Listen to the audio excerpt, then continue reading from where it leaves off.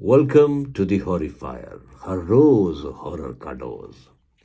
पूना में रहने वाले प्रवीण और निकिता को घूमने का बहुत शौक था। वो अक्सर कहीं भी अपनी 9 साल की बेटी अदिति को लेकर घूमने चल पड़ते। जहां एक तरफ प्रवीण को खाना खाने का और फोटो खींचने का शौक था, तो उधर निकिता को जगह जगह जाकर वहां से एंटीक खरीद लाने का बड़ा शौक था। इस बार प्रवीण और निकिता राजस्थान के एक मेले में गए हुए थे। वहां निकिता की नजर तभी एक छोटी सी करीबन 10 साल की लड़की पर गई, जो किनारे बैठी हुई थी। उसने फटे पुराने कपड़े पहने हुए थे, नजरें झुकाई हुई थी। उसके पास दो पुरानी लकड़ी की कठपुतलियां पड़ी हुई थी। वो दोनों ही कठपुतलियां बहुत गंदी और मैली नजर आ रही थी, मगर दोनों ही कठपुतलियों की आंखें बड़ी सुंदर थी। निकिता को उनमें एंटीक पन नजर आया। निकिता ने उस बच्ची से पूछा कि ये कठपुतलियां कितने की दी। तो उस बच्ची ने बिना नजरें ऊपर किए निकिता से कहा, 100 रुपए। निकिता को लगा कि 100 रुपए तो कुछ है ही नहीं। उसने झट से 100 रुपए निकाल कर उस लड़की को दे दिए, और उस लड़की ने वो दो कठपुतलियों को एक थैले में डालकर निकिता को पकड़ा दिया।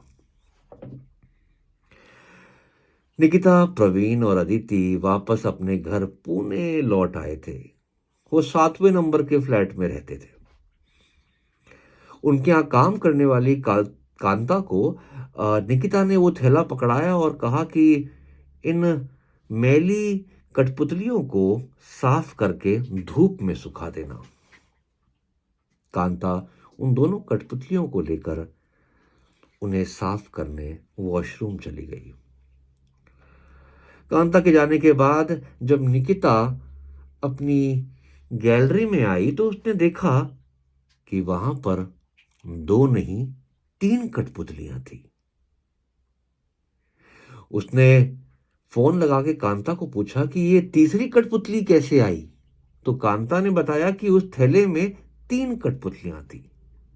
अब एक आदमी की कठपुतली थी, एक औरत की कठपुतली थी, और एक बच्ची की कठपुतली थी। निकिता को लगा जैसे गलती से उस लड़की ने दो के बदले थैले में 3 कठपुतलियों को डाल के उसे दे दिया था। कहीं ना कहीं निकिता खुश थी कि उसके पास बहुत अलग दिखने वाला कुछ एंटीक सामान राजस्थान से आ ही गया है। रात का समय था। प्रवीण और निकिता अपने बेड में सो रहे थे कि तभी प्रवीण को कुछ आवाज आई, जैसे कोई बुदबुदा रहा हो, दो लोग आपस में बात कर रहे हो।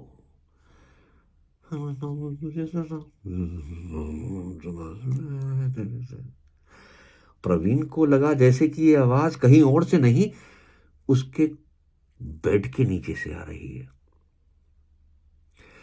उसने निकिता को उठाने की कोशिश करी, मगर निकिता गहरी नींद में थी। प्रवीण ने अपने बेड के नीचे जब झांका, तो वो देखकर हैरान हो गया कि उनके बेड के नीचे उस आदमी और औरत की कठपुतली पड़ी हुई थी। प्रवीण ने दोनों ही कठपुतलियों को बेड के नीचे से निकाला और ड्राइंग रूम में रखने चल पड़ा। जैसी ही वो ड्राइंग रूम की तरफ बढ़ रहा था, उसे अदिति के कमरे से भी किसी की आवाज आई, किसी बच्ची की, जैसे कोई पहाड़े याद कर रहा हो।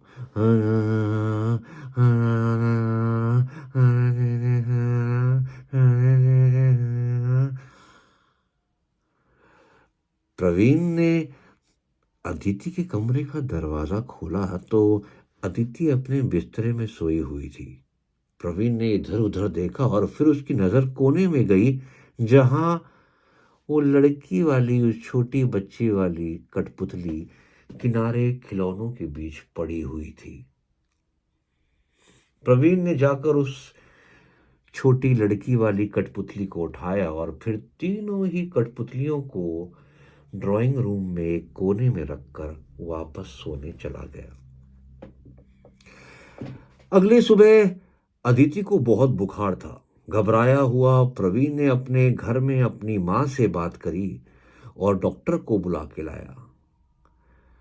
फैमिली डॉक्टर ने बताया कि ये एकदम से, मतलब वो भी हैरान था कि एकदम से भले अदिति को क्या हो गया कि उसे इतना तेज बुखार हो गया था।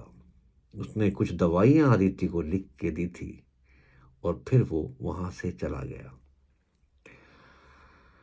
अदिति की दादी, मतलब प्रवीण की मां, कोल्हापुर में रहती थी। उसे अदिति बहुत अच्छी लगती थी और अदिति की तबीयत खराब और बुखार आने की खबर सुनते ही वो कोल्हापुर से पुणे निकल पड़ी थी।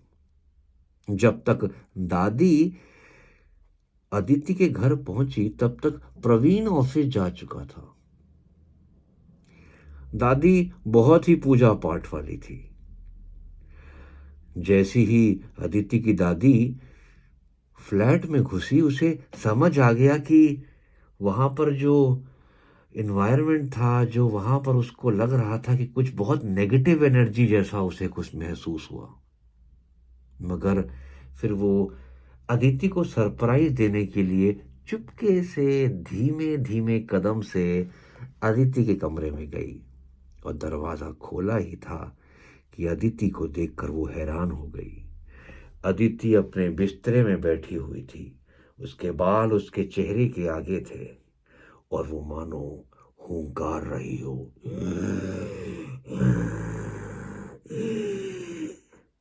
दादी ने अदिति को प्यार से आवाज लगाई, अदिति बेटा, दादी आ गई। और अदिति ने एकदम से गर्दन टेढ़ी करके मानो फुंकारा हो सांप की तरह, चले जाओ यहां से, चले जाओ। ये देखकर दादी घबरा गई और वो बाहर निकली और फिर उसकी नजर डाइनिंग टेबल में चुपचाप बैठी सब्जी काटते हुए निकिता पर गई। निकिता सब्जी काट रही थी। उसकी आंखें मानो झपक ही नहीं रही थी। हल्की हल्की उसकी आंखें काली पड़ रही थी।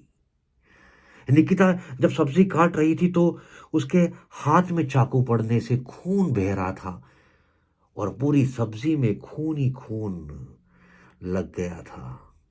थाल में खून बह रहा था मगर निकिता सब्जी काट रही थी। दादी समझ चुकी थी कि घर में बुरी आत्मा का प्रवेश हो चुका है। वो दबे पांव वो फ्लैट छोड़कर निकल गई। दादी ने प्रवीण को काफी कॉल किया मगर प्रवीण ऑफिस में बिजी था तो वो फोन उठा नहीं पाया। शाम का समय था जब कांता दोबारा से प्रवीण के घर आई। प्रवीण की गाड़ी नीचे खड़ी हुई थी, मतलब प्रवीण ऑफिस से आ चुका था। कांता जब फ्लैट की तरफ गई तो दरवाजा खुला पाया। वो अंदर हर कमरे में गई मगर उसे कोई भी नहीं दिखा, ना प्रवीण, ना निकिता, ना अदिति। वो बड़ी हैरान थी। तभी उसे बेडरूम से कुछ आवाजें आई, मानो कोई हंस रहा हो।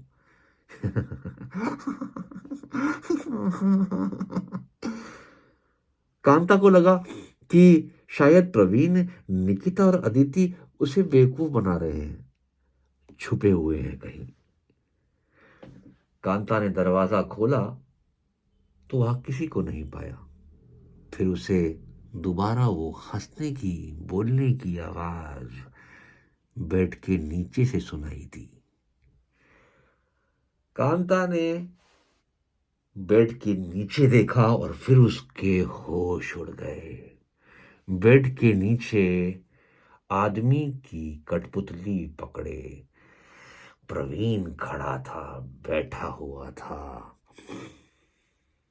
औरत की कठपुतली लिए निकिता बेड के नीचे लेटी हुई थी। और बच्चे की कठपुतली लिए।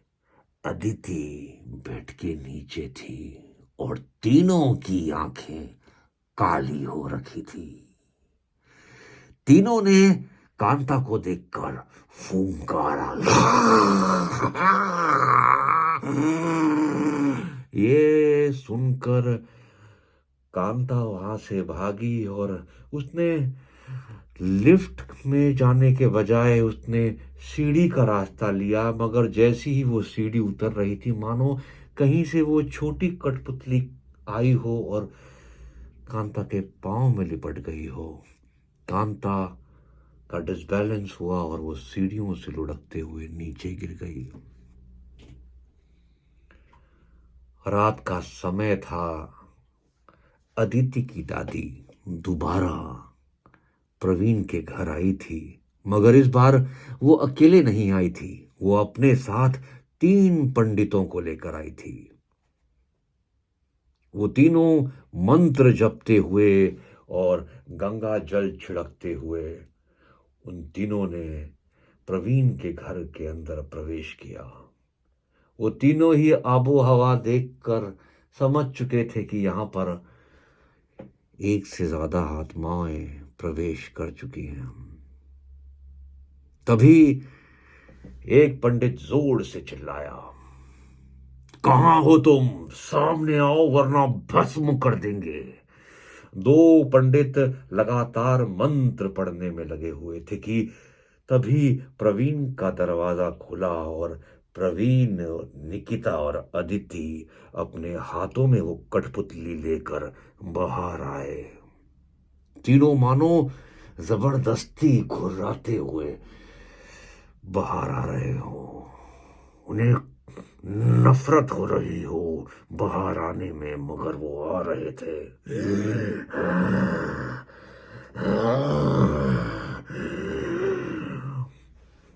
पंडित ने प्रवीण से और उन सब से पूछा कि कौन हो तुम और क्यों इनके घर में प्रवेश किया है तुमने? प्रवीण आंखें ऊपर कर पंडित को घूरते हुए देखता हुए बोला कि हम कठपुतली वाले हैं, तमाशा लगाते हैं। हम यहाँ आए नहीं, हमें लाया गया है, हमें खरीदा गया है। अब ये हमारा घर है।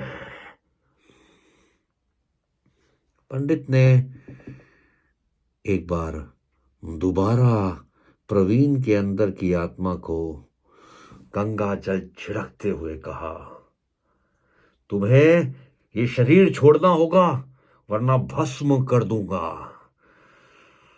मुझे पता है कि तुम्हारी ये आत्मा इन कठपुतलियों पे है। कठपुतलियों को छोड़ो और इनकी आत्माओं को मोक्ष देने के लिए मेरे पास दो। लाओ वो कठपुतलियां मेरे पास।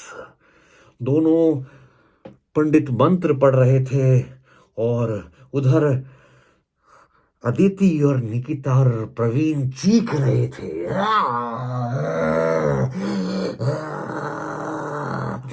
अदिति चीखते चिल्लाते हुए जमीन पर गिरकर बेहोश हो गई और उसके बाद निकिता भी चिल्लाते हुए जमीन पर गिर पड़ी, वो भी बेहोश हो गई। मगर प्रवीण के अंदर होश था। उसने इससे पहले कि वो बेहोश हो जाए, उसने वो तीनों कठपुतलियों को उठाया और 7th फ्लोर से नीचे फेंक दिया और जमीन पे गिर गया। तीनों के शरीर को वो आत्माएं छोड़ चुकी थी। उसके बाद प्रवीण, निकिता और अदिति को जब होश आया तो उन्हें अपना शरीर बहुत टूटा हुआ महसूस हुआ। उन्हें लगा जैसे कि उनके शरीर को की शक्तियां सारी छीन ली गई हो, खींच ली गई हो। उन्हें 1 हफ्ता लगा वापस अपनी पुरानी हालत में आने के लिए। उधर कांता हॉस्पिटल में भर्ती थी। सीढ़ियों से गिरने पर उसके टांग में फ्रैक्चर आया था। उसने प्रवीण को बताया कि उस दिन जब वो उन कठपुतलियों को साफ कर रही थी तो उसको उस छोटी कठपुतली की जेब से, फ्रॉक के पास से 100 रुपए का एक नोट मिला था जो उसने चुपके से अपने पास रख लिया था। वो जो कठपुतलियां प्रवीण ने अपने 7th फ्लोर से नीचे फेंकी थी, उनका कुछ पता नहीं लग पाया। ना जाने वो नीचे गिरकर अपने आप कैसे गायब हो गई थी। मगर कहते हैं कि पुणे के एक बड़े से रेस्टोरेंट के बाहर लोगों ने एक 10 साल की लड़की को फटे पुराने कपड़े पहने हुए, नजरों को झुकाए हुए किनारे बैठे देखा था। वो दो पुरानी कठपुतलियां बेच रही थी।